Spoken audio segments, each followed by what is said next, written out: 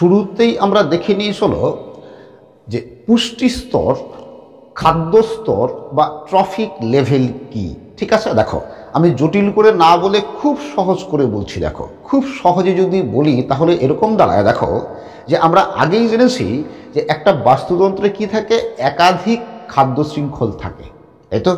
তো কোনো একটা খাদ্য শৃঙ্খলের কোনো একটা জীবগোষ্ঠী যে স্তর থেকে খাদ্যের যোগান আসে বা যে স্তর থেকে পুষ্টি সংগ্রহ করে সেই স্তরটাই হচ্ছে পুষ্টি স্তর বা ট্রফিক লেভেল। ঠিক আছে, যেমন দেখো মনে করো এটা একটা খাদ্য শৃঙ্খল, যে ঘাস থেকে ইঁদুর, ইঁদুর থেকে সাপ, সাপ থেকে বাজ পাখি।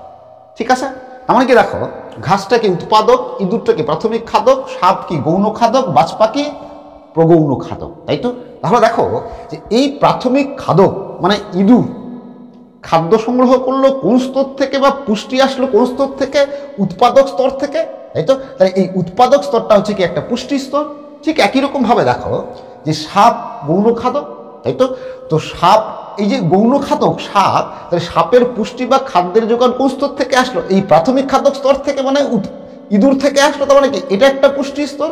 ঠিক এভাবে এই প্রত্যেকটা স্তরেই হচ্ছে একটা করে পুষ্টি স্তর বা ট্রফিক লেভেল। তার মানে কি দেখো যে এই যদি বলি প্রথম পুষ্টি স্তর কোনটা, তার মানে প্রথম পুষ্টি স্তর কি উৎপাদক, দ্বিতীয় পুষ্টি স্তর কি প্রাথমিক খাদক, তৃতীয় পুষ্টি স্তর কি গৌণ খাদক, সর্বোচ্চ পুষ্টি স্তর কি প্রগৌণ খাদক। ঠিক আছে, দেখো যদি এভাবে সাজাই যে প্রথম পুষ্টি স্তর উৎপাদক, দ্বিতীয় পুষ্টি স্তর প্রাথমিক খাদক, তৃতীয় পুষ্টি স্তর গৌণ খাদক, সর্বোচ্চ পুষ্টি স্তর প্রগৌণ খাদক, তাই তো।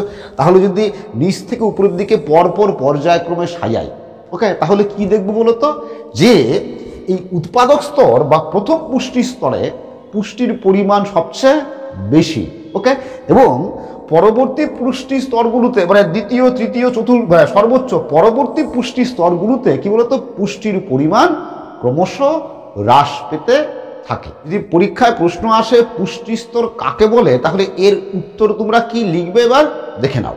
খাদ্য সম্পর্কে উৎপাদক থেকে বিয়োজক পর্যন্ত ধাপে ধাপে প্রত্যেক স্তরে শক্তি প্রবাহের জন্য খাদ্যের যোগান বজায় থাকে এবং প্রতিটি স্তরের জীবগোষ্ঠী সরবরাহকৃত খাদ্য থেকে পুষ্টি সংগ্রহ করে। জীবগোষ্ঠীর খাদ্যের এইরূপ যোগান সংক্রান্ত স্তরকে পুষ্টি স্তর, খাদ্য স্তর বা ট্রফিক লেভেল বলে। কোনো বাস্তুতন্ত্রের খাদ্য শৃঙ্খলে 3 থেকে 5টি খাদ্য স্তর বা পুষ্টি স্তর থাকে। এরপর দেখো যে বাস্তুতান্ত্রিক পিরামিড বা খাদ্য পিরামিড কি। বিষয়টা কিন্তু খুবই সহজ। কীরকম দেখো, যে কোনো একটা বাস্তুতন্ত্রের খাদ্য শৃঙ্খলে, ঠিক আছে, আমরা যদি উৎপাদক স্তর থেকে পরবর্তী স্তরগুলোকে যদি পরপর সাজাই, মানে কি দেখো এই মনে করো কোনো একটা বাস্তুতন্ত্রের খাদ্য শৃঙ্খল যেখানে উৎপাদক, প্রাথমিক খাদক, গৌণ খাদক, সর্বোচ্চ খাদক, তাহলে প্রত্যেকটা একটা করে স্তর। এবার এই স্তরগুলোকে যদি পরপর সাজাই, কিসের ভিত্তিতে সাজাবো, যদি আমরা মনে করো সংখ্যার ভিত্তিতে যদি সাজাই বা শক্তির পরিমাণের ভিত্তিতে যদি সাজাই বা জীবভরের পরিমাণের ভিত্তিতে যদি সাজাই, তাহলে কি হবে বলতো, এরকম যে উৎপাদক, প্রাথমিক খাদক, গৌণ খাদক এরকম পরপর সাজালে এরকম এক পিরামিডের মতো জ্যামিতিক নকশা গঠন হবে।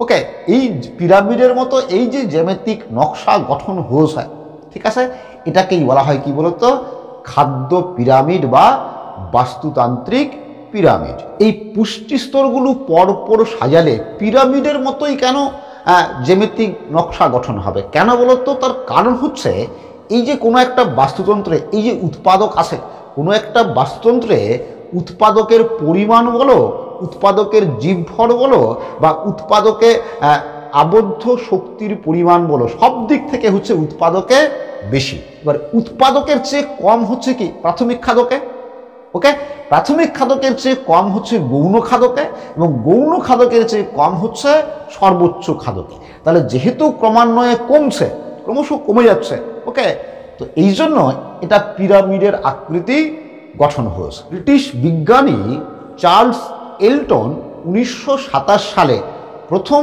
এই বাস্তুতান্ত্রিক পিরামিডের ধারণা দেন। তো তোমরা বাস্তুতান্ত্রিক পিরামিড কাকে বলে এর উত্তর তোমরা কিভাবে লিখবে এবার দেখে নাও।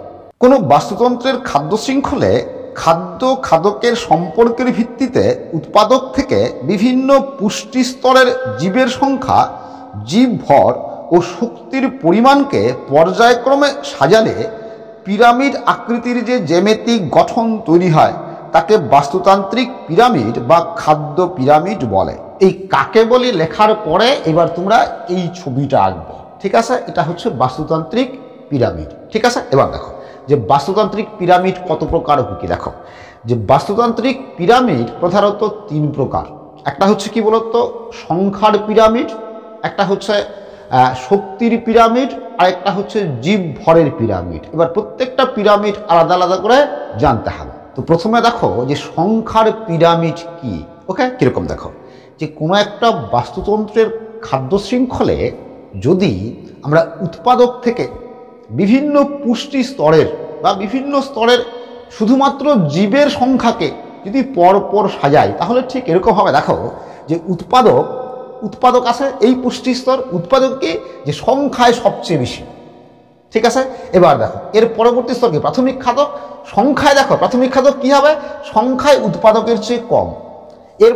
এরপরে কি আছে গৌণ খাদক, তো গৌণ খাদক কি যে সংখ্যায় প্রাথমিক খাদকের চেয়ে কম, মানে এর চেয়ে কম। এবার কি আছে সর্বোচ্চ খাদক, এবার কি হবে সর্বোচ্চ খাদক কি যে সংখ্যায় গৌণ খাদকের চেয়ে অবশ্যই সর্বোচ্চ খাদক কম হবে, তাই তো? তাহলে এভাবে সংখ্যার ভিত্তিতে পরপর সাজালে যে জ্যামিতিক গঠন তৈরি হয় বা পিরামিড আকৃতির যে জ্যামিতিক গঠন তৈরি হয় সেটাই হচ্ছে কি সংখ্যার পিরামিড, ওকে? এবার তোমরা বুঝতেই পারছো যে এই উৎপাদক স্তরটা বা উৎপাদক সবসময় পিরামিডের ভিত্তি কেন, বুঝতেই পারছো কেন বলো তো? কারণ উৎপাদকের সংখ্যা বা পরিমাণ বা জীবভর সবচেয়ে বেশি, এই জন্য উৎপাদকটাই হচ্ছে কি বলতো পিরামিডের ভিত্তি। সংখ্যার পিরামিড তোমরা কি লিখবে দেখে নাও। কোনো বাস্তুতন্ত্রের খাদ্য শৃঙ্খলে উৎপাদক থেকে বিভিন্ন পুষ্টি স্তরের জীবের সংখ্যাকে পর্যায়ক্রমে সাজালে পিরামিড আকৃতির যে জ্যামিতিক গঠন তৈরি হয় তাকে সংখ্যার পিরামিড বলে। এরপর দেখো যে শক্তির পিরামিড, ঠিক আছে? একই রকম ওই সংখ্যার পিরামিডের মতোই, যে কোনো বাস্তুতন্ত্রের খাদ্য শৃঙ্খলে যদি আমরা উৎপাদক থেকে পরবর্তী স্তরের জীবের অর্জিত শক্তির পরিমাণ পরপর সাজাই, ঠিক এরকম হবে। দেখো যে উৎপাদক স্তর প্রাথমিক খাদক, গৌণ খাদক, সর্বোচ্চ খাদক, যে উৎপাদক স্তরে অর্জিত শক্তির পরিমাণ সবচেয়ে বেশি। এবার এর চেয়ে কম কি দেখো প্রাথমিক খাদকে কি লিখলাম, অর্জিত শক্তির পরিমাণ উৎপাদকের চেয়ে কম, ঠিক আছে? ঠিক গৌণ খাদকে কি হবে যে প্রাথমিক খাদকের চেয়ে কম। এই সর্বোচ্চ খাদকে কি হবে, গৌণ খাদকের চেয়ে কম, যে অর্জিত শক্তির পরিমাণ গৌণ খাদকের চেয়ে কম। তো এই শক্তির পরিমাণ দিয়ে যদি স্তরগুলোকে পরপর সাজাই তো যে পিরামিড গঠিত হবে সেটাই হচ্ছে কি শক্তির পিরামিড। তো তোমরা উত্তরটা কিন্তু একই ভাষায় লিখবে, শুধুমাত্র দেখো জীবের সংখ্যাকে শুধুমাত্র এই জায়গায় লিখবে কি বলতো, অর্জিত শক্তির পরিমাণকে পর্যায়ক্রমে সাজালে পিরামিড আকৃতির যে জ্যামিতিক গঠন তৈরি হয় তাকে, আর এই সংখ্যার পিরামিডের জায়গায় লিখবে কি শক্তির পিরামিড। এবার দেখো জীব ভরের পিরামিড, ওকে? তো প্রথমে চলো আমরা দেখে নিই জীব ভর বা বায়োমাস কি। এটা কিন্তু ক্লাস 11-এর ভূগোল পরীক্ষায়, মানে ভূগোলের ফাইনাল পরীক্ষায় 2 বছর প্রশ্নটা এসছে। 2014 সালে একবার আসছে, 2016 সালে একবার আসছে, 1 নম্বরের প্রশ্ন আসছে, ঠিক আছে? যে জীবভর বা বায়োমাস এর উত্তর কি হবে দেখে নাও। কোনো নির্দিষ্ট সময়ে কোনো একটি নির্দিষ্ট স্থানের জীবিত উদ্ভিদ ও জীবিত প্রাণীর মোট শুষ্ক ভরকে জীবভর বা বায়োমাস বলে। তো এই জীবভরে তোমরা দেখলে যে জীবের শুষ্ক ভর বা শুষ্ক ওজনটা কি দেখো কিরকম, জীবের শুষ্ক ওজন বা ভর কিরকম দেখো। যে কোনো জীবের কি বলতো জীবদেহের উপাদানের একটা বড় অংশই হচ্ছে জল, ঠিক আছে?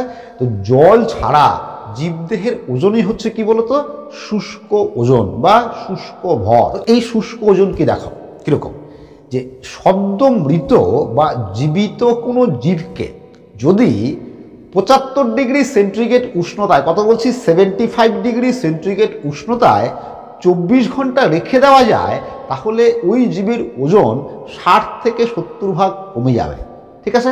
ওই অবস্থায় ওই জীবটার যে ওজন হবে সেটাই হচ্ছে কি বলতো জীবের শুষ্ক ওজন। তো এবার দেখো জীবভরের পিরামিড কি, ঠিক আছে, কীরকম দেখো ঠিক একই রকম আগেরটার মতোই। ওকে, কীরকম যে আমরা যদি এই বিভিন্ন পুষ্টি স্তরগুলোতে বিভিন্ন পুষ্টি স্তরের জীবভরের পরিমাণ যদি পরপর সাজাই তাহলে কী হবে দেখো যে উৎপাদক স্তরে যে জীবভরের পরিমাণ সবচেয়ে বেশি, প্রাথমিক খাদক স্তরে কি হবে জীবভরের পরিমাণ উৎপাদকের চেয়ে কম, গৌণ খাদক স্তরে কি হবে জীবভরের পরিমাণ কি এই প্রাথমিক খাদকের চেয়ে কম, সর্বোচ্চ খাদক স্তরে কি হবে জীবভরের পরিমাণ কি এই গৌণ খাদকের চেয়ে কম। ওকে, তার মানে এই স্তরগুলোকে পরপর সাজালে যে পিরামিড আকার অংশ গঠিত হয় সেটাই হচ্ছে কি জীবভরের পিরামিড। তোমরা কিন্তু আগের ভাষাতেই লিখবে, দেখে নাও, দেখো একই ভাষায় লিখবে।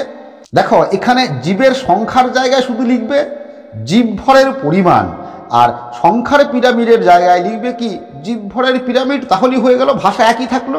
আশা করি তোমরা বুঝতে পেরেছো। আজ আমি এখানেই শেষ করছি। তোমরা সবাই ভালো থাকবে, সুস্থ থাকবে, আবার দেখা হবে পরের ক্লাসে।